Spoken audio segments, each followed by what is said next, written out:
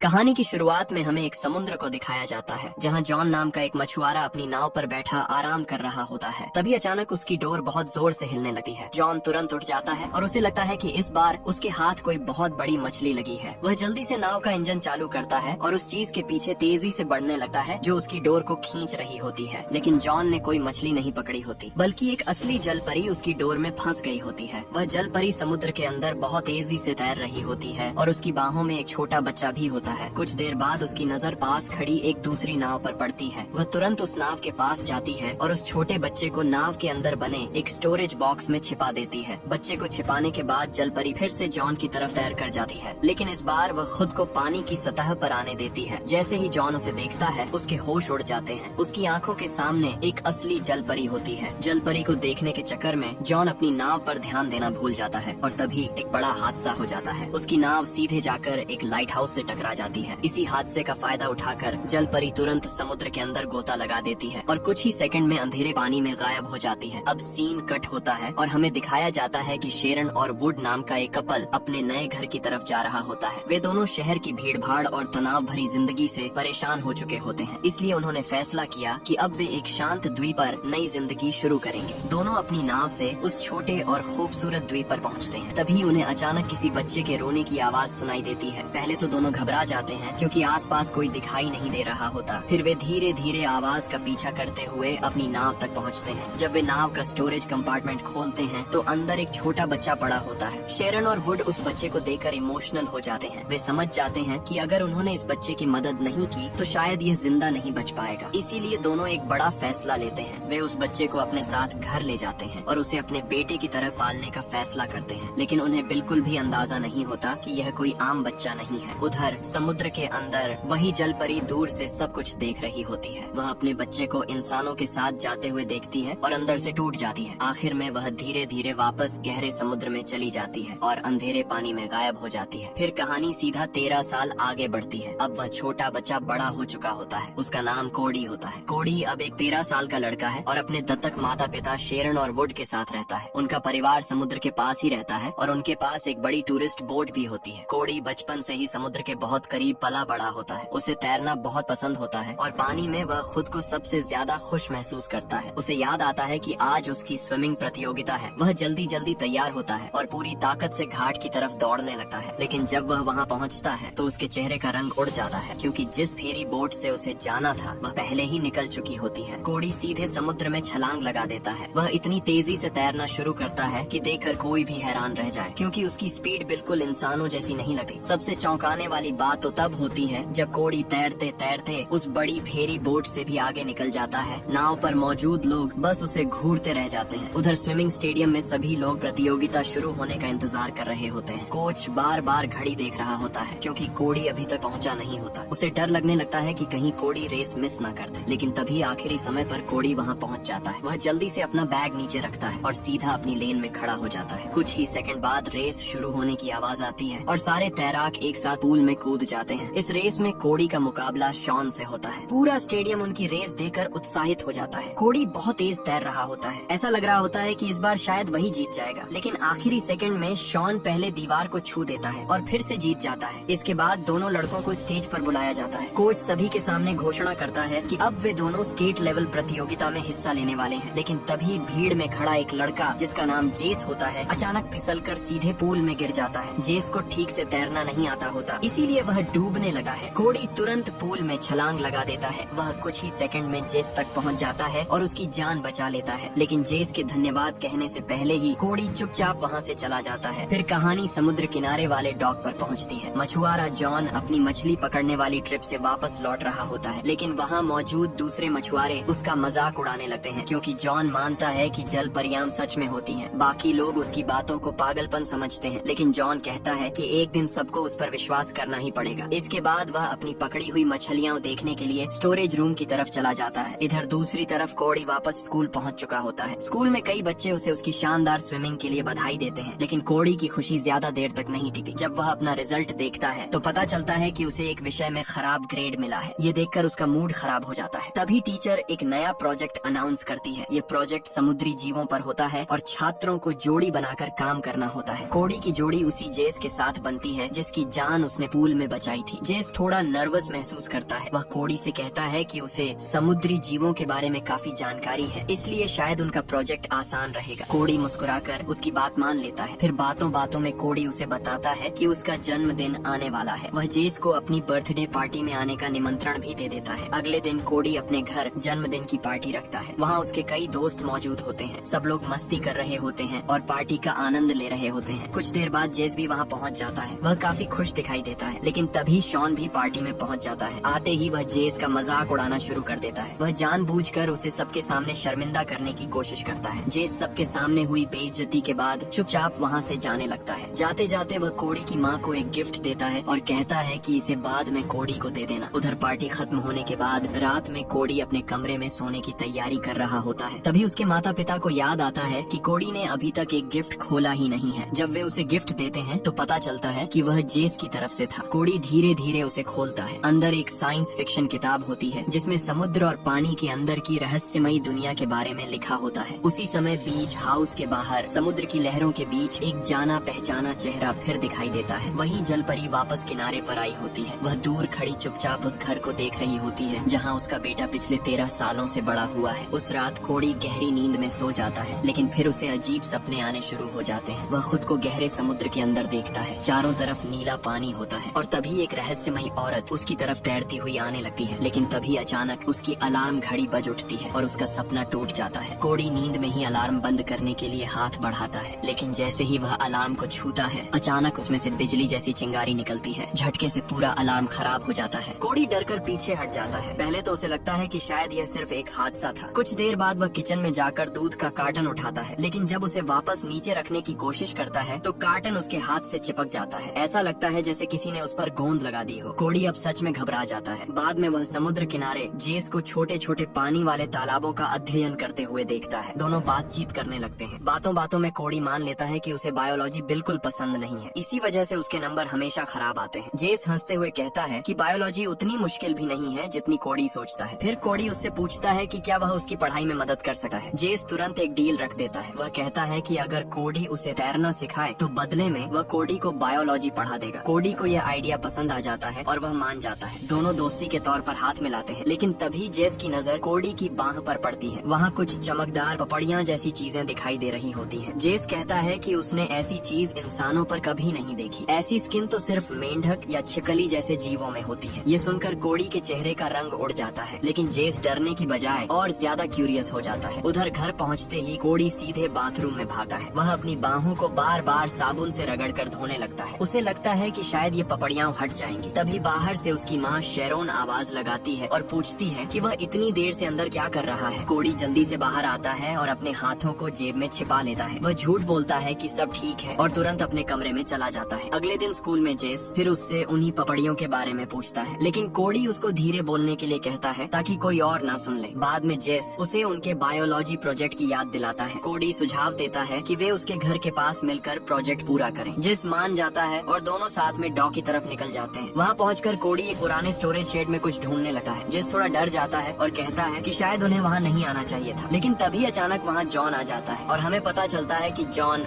असल में जेस का पिता है। जॉन तुरंत कोडी को पहचान लेता है। वह जान जाता है कि यही उस कपल का बेटा है जो टूरिस्ट फेरी चलाते हैं। फिर अचानक जॉन कोडी से एक अजीब सवाल पूछता है। वह जानना चाहता है कि क्या उसके परिवार ने कभी समुद्र में कुछ रहस्यमयी या अजीब देखा है। असल में वह उसी जलपरी की बात कर रहा होता है जिसे उसने 13 साल पहले देखा था। जेस जल्दी से बात संभालने की कोशिश करता है ताकि कोडी उसके पिता को पागल ना समझे। वह तुरंत विषय बदल देता है और दोनों को प्रोजेक्ट याद दिलाता है। इसके बाद दोनों लड़के डॉ के आसपास घूमते हैं और अपने बायोलॉजी असाइनमेंट के लिए नोट्स बनाते हैं। अगले दिन स्कूल में जब रिजल्ट आता है तो कोडी को बायोलॉजी में पूरे नंबर मिलते हैं। यह देखकर वह खुशी से भर जाता है। लेकिन अब कोडी की जिंदगी में एक और बड़ी समस्या आ जाती है। उसे अचानक बहुत ज्यादा प्यास लगने लगती है। वह बार बार पानी पीता रहता है जैसे कई दिनों से वो बहुत प्यासा हो। यह देखकर उसके माता पिता भी परेशान होने लगते हैं। वे उससे पूछते हैं कि आखिर उसे क्या हो रहा है। कोडी कहता है कि उसे अंदर से अजीब सा महसूस हो रहा है। फिर वह अपनी बाह पर बने पपड़ीदार निशान दिखाता है। वह पूछता है कि कहीं यह चीज उसे उसके माता पिता से तो नहीं मिली। शेरोन कहती है कि शायद ये कोई साधारण स्किन प्रॉब्लम हो या फिर आसपास के इलाके की कोई एलर्जी एनर्जी। उसी रात कोडी अपनी दोस्त सैम के साथ एक अम्यूजमेंट पार्क जाता है। दोनों एक फूड स्टॉल के पास खड़े होकर बातें कर रहे होते हैं। तभी अचानक सैम मजाक में उसका हाथ पकड़ लेती है और जैसे ही वह उसे छूती है उसके बाल सीधे ऊपर खड़े हो जाते हैं। यह देखकर कोडी अपनी हंसी रोक नहीं पाता। सैम हैरान होकर पूछती है कि उसके बालों में क्या हुआ, लेकिन कोडी हंसी छुपाते हुए कहता है कि कुछ नहीं। बाद में उसी रात कोडी अपने कमरे में बैठकर जेस की दी हुई समुद्र वाली किताब पढ़ रहा होता है। तभी वह पानी की बोतल उठाने के लिए हाथ बढ़ाता है, लेकिन बोतल उसके हाथ से चिपक जाती है। फिर जब वह उठकर दीवार का सहारा लेने की कोशिश करता है तो उसका हाथ दीवार से भी चिपक जाता है। घबराकर वह तुरंत अपने माता पिता को आवाज लगाता है। शेरोन और वुड दौड़कर कमरे में आते हैं और अंदर का नजारा देखकर पूरी तरह दंग रह जाते हैं। कोडी छत से लटका हुआ होता है। आखिरकार उनके पास डॉक्टर को बुलाने के अलावा कोई रास्ता नहीं बचता। डॉक्टर काफी देर तक कोडी की जांच करता है। फिर वह कहता है कि शायद उसे समझ आ गया है कि यह सब क्यों हो रहा है, लेकिन वह कोडी से अकेले में बात करना चाहता है। अगले दिन स्विमिंग प्रैक्टिस के दौरान कोडी जेस को डॉक्टर की बात बताता है। डॉक्टर ने कहा था कि यह सब उम्र की वजह से हो रहा है। जेस समझ जाता है कि डॉक्टर को इसके बारे में कुछ पता नहीं चला, इसलिए दोनों मिलकर सच्चाई पता लगाने का फैसला करते हैं। वे इंटरनेट की मदद से रिसर्च शुरू करते हैं और धीरे धीरे उन्हें कुछ चौंकाने वाली बातें पता चलती हैं। उन्हें एहसास होता है कि कोडी के अंदर सचमुच समुद्री जीवों जैसी शक्तियाँ आ रही हैं। वह मछलियों को कंट्रोल कर सकता है, उसके हाथों से बिजली निकल सकती है और उसकी तैरने की स्पीड इंसानों से कई गुना ज्यादा है। घर जाने से पहले जेस कोडी को एक वार्निंग देता है। वह कहता है कि उसे जितना हो सके पानी से दूर रहना चाहिए, लेकिन कोडी साफ मना कर देता है। वह कहता है कि पानी ही एक ऐसी जगह है जहां उसे खुद जैसा महसूस होता है। ऊपर से उसकी स्विमिंग फाइनल भी आने वाली होती है। उधर उसी रात जेस अपने पिता जॉन के पुराने नोट्स देखने लगा है। उनमें समुद्री जीवों और जलपरियों से जुड़ी कई पुरानी कहानियां लिखी होती हैं। जॉन भी उसके साथ बैठ जाता है और सालों पहले देखी हुई जलपरी के बारे में बातें करने लगता है। एक पुराने लेख में लिखा होता है कि जलपरियों के बच्चे लगभग 13 साल की उम्र में बदलना शुरू करते हैं। अगले दिन कोडी और जेस स्कूल की लैब में फिर मिलते हैं। काफी रिसर्च करने के बाद जेस आखिर एक निष्कर्ष पर पहुंचता है। वह कहता है कि शायद कोडी एक युवा मरमैन यानी जलमानव है। ये सुनकर कोडी को विश्वास ही नहीं होता। वह कहता है कि यह सब किसी फिल्म जैसा लग रहा है। तब जेस उसे समझाता है कि समुद्र में कुछ जीव जैसे इलेक्ट्रिक ईल अपने शरीर से बिजली पैदा कर सकते हैं, इसलिए वैज्ञानिक रूप से यह पूरी तरह नामुमकिन भी नहीं है। कोडी तुरंत घर भागता है और शेरोन व वुड से बात करता है। वह कहता है कि उसे अपने असली माता पिता के बारे में जानना है। शुरू में दोनों उसकी बात पर विश्वास नहीं करते, लेकिन फिर कोडी अपनी बाह पर पानी डालता है और कुछ ही सेकंड में उसकी स्किन पर चमकदार मछली जैसी पपड़ियां दिखाई देने लगती हैं। यह देखकर शेरोन और वुड स्तब्ध रह जाते हैं। अब उनके पास सच छुपाने का कोई कारण नहीं बचता। वे आखिरकार कोडी को सब बता देते हैं। वे बताते हैं कि 13 साल पहले उन्हें वह एक नाव में अकेला मिला था। यह सुनकर कोडी अंदर से टूट जाता है। तभी शेरोन उससे कहती है कि अब उसे पानी से दूर रहना होगा। वह गुस्से और दुख में अपने कमरे में खुद को बंद कर लेता है। एक समय तो वह यह सोचकर मछलियों का खाना तक खाने की कोशिश करता है कि शायद उससे उसे अपने बारे में कुछ महसूस हो, लेकिन अगले ही सेकंड वह उसे थूक देता है क्योंकि उसका स्वाद बहुत गंदा होता है। उस रात कोडी को फिर वही सपना आता है। इस बार जलपरी का चेहरा पहले से ज्यादा साफ दिखाई देता है। अब उसे महसूस होने लगा है कि शायद यह औरत सच में उससे जुड़ी हुई है। सुबह उठते ही वह नीचे अपने माता पिता की बहस सुनता है। कुछ देर बाद कोडी अकेले समुद्र किनारे जाकर खड़ा हो जाता है। उसे पानी से दूर रहने को कहा गया था, लेकिन वह खुद को रोक नहीं पाता। धीरे धीरे वह वापस समुद्र में उतर जाता है और जैसे ही वह पानी के अंदर जाता है उसे अचानक बहुत अच्छा महसूस होने लगता है। उसे बिल्कुल नहीं पता होता कि दूर लहरों के बीच उसकी असली माँ उसे देख रही है। पहले तो उसके शरीर पर कोई पपड़ियाँ दिखाई नहीं देती। ये देखकर कोडी को उम्मीद की एक किरण दिखती है। खुशी में वह डॉल्फिन की तरह ऊंची छलांग लगाने लगा है। उसे लगने लगा है कि शायद अब सब ठीक हो रहा है, लेकिन जैसे ही वह वापस किनारे की तरफ आता है उसकी बाहों पर छोटे छोटे पंख निकल आए होते हैं और तभी वहाँ सैम आ जाती है, जो उससे पूछती है कि क्या वह उसके साथ तैरने चलेगा। सैम को अपने सामने देखकर कोडी घबरा जाता है। वह अपनी बाहों को रेत में छिपा लेता है ताकि उसके पंख दिखाई ना दे। फिर वह कहता है कि उसे थोड़ा अकेले रहना है। सैम को उसकी बात अजीब लगती है। वह वहाँ से चली जाती है। कोडी जेस के साथ ट्रेनिंग तो जारी रखता है। कभी उसकी स्किन पर शल्क निकल आते, कभी बाहों पर फिन्स दिखाई देने लगते। यह सब देखकर जेस परेशान हो जाता है। वह कहता है कि अब उन्हें तैराकी की प्रैक्टिस बंद कर देनी चाहिए और पूरी तरह कोडी की मदद पर ध्यान देना चाहिए, लेकिन कोडी इसके लिए तैयार नहीं होता। वह नहीं चाहता कि उसकी वजह से जेस का तैरना सीखने का सपना टूट जाए। तभी हमेशा की तरह शॉन फिर वहाँ पहुँच जाता है। शॉन हंसते हुए कहता है कि कोडी अभी भी ऐसे इंसान को तैरना सिखा रहा है जिसे पानी से ही डर लगा है। इस बार कोडी शॉन के सामने जाकर खड़ा हो जाता है। वह शॉन को साफ वार्निंग देता है कि अब बहुत हो चुका, अब वह उसकी बदतमीजी और बर्दाश्त नहीं करेगा। जेस दोनों को शांत करने की कोशिश करता है। उसे डर होता है कि कहीं गुस्से में कोडी की शक्तियाँ सबके सामने न आ जाए। फिर आखिरकार वह दिन आ जाता है। पूरा स्विमिंग स्टेडियम लोगों से भरा होता है। हर तरफ शोर और उत्साह का माहौल होता है। कोच अपनी टीम को एक मोटिवेशनल स्पीच देता है और सभी को तैयार होने के लिए भेज देता है। लेकिन तभी उसे एहसास होता है कि कोडी अभी तक वहाँ नहीं पहुँचा। कोच परेशान होकर सैम से पूछता है कि क्या उसने कोडी से बात की है। सैम उदास होकर कहती है कि कोडी उससे बात ही नहीं कर रहा। उधर घर पर कोडी अपने माता पिता के सामने ऐसा दिखाता है जैसे उसने प्रतियोगिता छोड़ने का फैसला मान लिया हो। लेकिन जैसे ही शेरोन और वुड कमरे से बाहर जाते हैं, कोडी तुरंत खिड़की खोलता है और चुपके से बाहर निकल जाता है। जेस उसे वहाँ आता देखता है तो वह घबरा जाता है। वह कोडी को रोकने की कोशिश करता है और कहता है कि अगर वह पानी में उतरा तो सबको उसका सच पता चल सका है। लेकिन कोडी उसकी एक नहीं सुनता। इसके बाद वह सीधा अपनी लेन में जाकर खड़ा हो जाता है। कोडी और शॉन दोनों एक साथ पानी में छलांग लगा देते हैं। इस बार कोडी पहले से भी ज्यादा तेज तैर रहा होता है। उधर दर्शकों में बैठा जॉन दूरबीन से कोडी को ध्यान से देख रहा होता है। उसे शुरू से ही कोडी में कुछ अजीब लग रहा था। कोडी धीरे धीरे शॉन से आगे निकलने लगता है और फिर आखिरकार इस बार कोडी रेस जीत जाता है। इतना ही नहीं, वह नया स्टेट रिकॉर्ड भी बना देता है। हर कोई उसकी जीत का जश्न मना रहा होता है। लेकिन तभी जेस की नजर एक डरावनी चीज पर पड़ती है। कोडी के फिन्स फिर से दिखाई देने लगे होते हैं। जेस घबरा जाता है क्योंकि अगर किसी और ने यह देख लिया तो सब खत्म हो जाएगा। उसी समय कोडी गलती से पूल के पास लगी धातु की रेलिंग को छू देता है और पूरे स्टेडियम की बिजली चली जाती है। इसी मौके का फायदा उठाकर वह जल्दी से अपनी जैकेट उठाता है और लॉकर रूम की तरफ दौड़ता है। लेकिन शॉन उसका पीछा करने लगा है। लॉकर रूम के अंदर कोडी ऊपर जाकर छिप जाता है, जबकि नीचे खड़ा शॉन धमकी देता है कि अगर उसे सच पता चल गया तो वह कोडी का पूरा करियर खत्म कर देगा। कुछ देर बाद शॉन वहाँ से चला जाता है। तब कोडी चुपके से पीछे वाले दरवाजे से बाहर निकलता है। बाहर उसके माता पिता उसका इंतजार कर रहे होते हैं। वे तुरंत उसे घर ले जाते हैं, लेकिन उन्हें पता नहीं होता कि दूर खड़ा जॉन यह सब देख रहा है। घर पहुँचने के बाद शेरोन जल्दी से कोडी को सुखाने लगी है। वह पूछती है कि कहीं किसी ने उसका राज तो नहीं देख लिया। कोडी कहता है कि नहीं, उसने समय रहते अपने फिन्स छिपा लिए थे। तभी जेस भी वहाँ पहुँच जाता है। वह बताता है कि कोडी के रिकॉर्ड तोड़ने और फिर अचानक गायब हो जाने की खबर पूरे शहर में फैल चुकी है। कुछ ही देर बाद सैम भी वहाँ आ जाती है, लेकिन जैसे ही उसकी नजर कोडी की बाहों पर बने फिन्स पर पड़ती है, वह डर के मारे बेहोश हो जाती है। जब उसे होश आता है तो वह पूरी तरह सदमे में होती है। कोडी उसे सब समझाने की कोशिश करता है और कहता है कि वह अब भी वही पुराना कोडी है, लेकिन सैम के लिए यह सब समझना बहुत मुश्किल होता है। वह कांपती आवाज में कहती है कि वह किसी को कुछ नहीं बताएगी और फिर वहाँ से चली जाती है। अगले दिन स्कूल में शॉन सबके सामने कोडी पर चीटिंग का आरोप लगाने लगा है। अब कोडी खुद को रोक नहीं पाता और वह सीधे शॉन पर हमला कर देता है। दोनों स्कूल के गलियारे में लड़ने लगे हैं। जेस बीच में आकर उन्हें रोकने की कोशिश करता है। तभी एक टीचर वहाँ आ जाता है। वह दोनों को अलग करता है और तुरंत वहाँ से जाने का आदेश देता है। उस रात कोडी बहुत अकेला महसूस कर रहा होता है। उसके दिमाग में हजारों बातें चल रही होती हैं, इसलिए वह फिर से समुद्र की तरफ चला जाता है। पानी में उतरते ही उसे थोड़ी शांति महसूस होने लगती है। लहरें जैसे उसका दर्द कम कर रही हो। धीरे धीरे तैरते हुए वह एक पुराने लाइट हाउस के पास पहुँच जाता है और तभी वह पहली बार अपनी असली माँ से आमने सामने मिलता है। कोडी कुछ सेकंड तक उसे बस देखता रह जाता है। वह उससे बात करने की कोशिश करता है, लेकिन तभी अचानक दूर से एक नाव की आवाज सुनाई देती है। वह जॉन की मछली पकड़ने वाली नाव होती है। जलपरी तुरंत घबरा जाती है और छिपने की कोशिश करती है, लेकिन इस बार जॉन देख लेता है कि जलपरी के पास कोडी भी समुद्र में तैर रहा है। अब जॉन पूरी तरह समझ जाता है कि कोडी कोई आम लड़का नहीं है। उधर कोडी डर जाता है कि कहीं उसका राज खुल ना जाए। वह तुरंत किनारे की तरफ भागा है और जल्दी से घर लौट जाता है। उस रात सोने से पहले कोडी सैम को फोन करता है। वह उससे अगले दिन समुद्र किनारे मिलने की विनती करता है। अगली सुबह जेस अपने पिता जॉन को बड़े बड़े जाल तैयार करते हुए देखता है। पहले तो उसे समझ नहीं आता कि वह क्या कर रहे हैं, लेकिन फिर अचानक उसे एहसास होता है जॉन सच में जलपरी को पकड़ने की तैयारी कर रहा है। वह तुरंत कोडी को वार्निंग देने के लिए समुद्र तट की तरफ दौड़ पड़ता है। उधर उसी समय कोडी सैम से बीच पर मिलता है। कोडी उससे माफी मांगता है। वह कहता है कि वह कभी उसे डराना नहीं चाहता था। फिर वह धीरे धीरे उसे पानी के अंदर ले जाता है। कुछ ही सेकंड में उसकी बाहों पर फिर से फिन्स दिखाई देने लगते हैं। अब कोडी आखिरकार सैम को पूरा सच बता देता है। वह कहता है कि उसकी असली माँ एक जलपरी है। तभी लहरों के बीच वही जलपरी दिखाई देती है। सैम अपनी आँखों से जलपरी को देखकर हैरान रह जाती है, लेकिन तभी कोडी की स्किन सूखने लगती है और शरीर पर बने शल्क और ज्यादा दिखाई देने लगते हैं। फिर जब वह नीचे देखता है तो उसके होश उड़ जाते हैं। उसके पैर धीरे धीरे मछली की पूंछ में बदलने लगे होते हैं। वह तुरंत सैम से कहता है कि जल्दी जाकर शेरोन और वुड को बुलाए। सैम बिना समय गंवाए दौड़ पड़ती है। उधर जलपरी अपने बेटे तक पहुंचने की कोशिश करती है, लेकिन तभी जॉन वहां आ जाता है। वह कोडी को पकड़ लेता है और अपनी नाव की तरफ खींचने लगता है। उसी समय जेस भी वहां पहुंच जाता है। वह अपने पिता को अपने ही दोस्त को पकड़कर ले जाते हुए देखता है, लेकिन जॉन बहुत उत्साहित होता है। वह कहता है कि उसे सिर्फ कुछ सेकंड के लिए कोडी की जरूरत थी ताकि जलपरी उसके पास आ जाए। अपना बेटा खतरे में देखकर जलपरी तुरंत नाव की तरफ तैरने लगती है। यही मौका देखकर जॉन अपना बड़ा जाल समुद्र में छोड़ देता है। कुछ ही सेकंड में जलपरी उस जाल में फंस जाती है। उसे आखिरकार दुनिया के सामने यह साबित करने का मौका मिल गया था कि जलपरियां सच में होती हैं। लेकिन दूसरी तरफ कोडी टूट चुका होता है। वह जेस से अपनी माँ को बचाने की गुहार लगाता है। जेस तुरंत एक चाकू उठाता है और समुद्र में छलांग लगा देता है। फिर वह तैरकर जाल तक पहुँचता है और रस्सियां काट देता है। कुछ ही पलों में जल परी आजाद हो जाती है, लेकिन जैसे ही जॉन को पता चलता है कि जेस ने जल परी को छोड़ दिया, वह घबराकर रस्सी छोड़ देता है और उसी समय जेस का पैर जाल में उलझ जाता है। वह तेजी से पानी के अंदर डूबने लगता है। अब जॉन बुरी तरह डर जाता है। वह अपने बेटे को बचाने के लिए समुद्र में कूद पड़ता है, लेकिन घबराहट की वजह से वह कुछ नहीं कर पाता। तभी कोड़ी खुद को छुड़ाकर बिजली जैसी स्पीड से पानी में उतरता है। वह कुछ ही सेकंड में जेस तक पहुंच जाता है और उसे खींचकर वापस डॉक तक ले आता है। उधर सैम भी शेरोन और वुड के साथ वहां पहुंच चुकी होती है। सब लोग मिलकर जेस को बचाने की कोशिश करते हैं, लेकिन जेस सांस नहीं ले रहा होता। ऐसा लगता है जैसे बहुत देर हो चुकी हो। अपने दोस्त को इस हालत में देखकर कोड़ी पूरी तरह टूट जाता है। वह अपनी बिजली वाली शक्ति का इस्तेमाल करता है। कोड़ी अपने हाथों से जेस को एक तेज इलेक्ट्रिक शॉक देता है। फिर अचानक जेस सांस लेने लगता है। होश में आने के बाद जेस धीरे से कहता है कि उसके पिता शुरू से सही थे, जल परियां सच में होती हैं। लेकिन अब जॉन का नजरिया पूरी तरह बदल चुका होता है। वह टूटे हुए दिल से कहता है कि अब उसे किसी सबूत की परवाह नहीं है। उसके लिए सबसे जरूरी चीज सिर्फ उसका बेटा है। तभी अचानक समुद्र की तरफ से हलचल होती है। जल परी सबके सामने आ जाती है। अब पहली बार सभी लोग उसे साफ साफ देख रहे होते हैं। शेरोन की आंखों में आंसू आ जाते हैं। अब वह पूरी सच्चाई समझ चुकी होती है। बहुत भारी दिल से वह मान लेती है कि कोड़ी का असली घर समुद्र है और अब उसे अपनी असली माँ के साथ जाना होगा। वह सैम, जेस, शेरोन और वुड को आखिरी बार देखता है। फिर धीरे धीरे समुद्र की तरफ बढ़ता है। एक आखिरी बार पीछे मुड़कर अपने परिवार को देखता है और फिर समुद्र में छलांग लगा देता है। वहाँ उसकी असली माँ उसका इंतजार कर रही होती है। दोनों साथ में गहरे समुद्र की तरफ तैरने लगे हैं और कोड़ी अपने असली घर लौट जाता है। और इसी सीन के साथ ये कहानी यहीं पर खत्म हो जाती है। अगर आपको ये कहानी पसंद आई हो तो वीडियो को लाइक जरूर करना और ऐसे ही मूवी एक्सप्लेनेशंस वीडियो के लिए चैनल को सब्सक्राइब करना मत भूलना।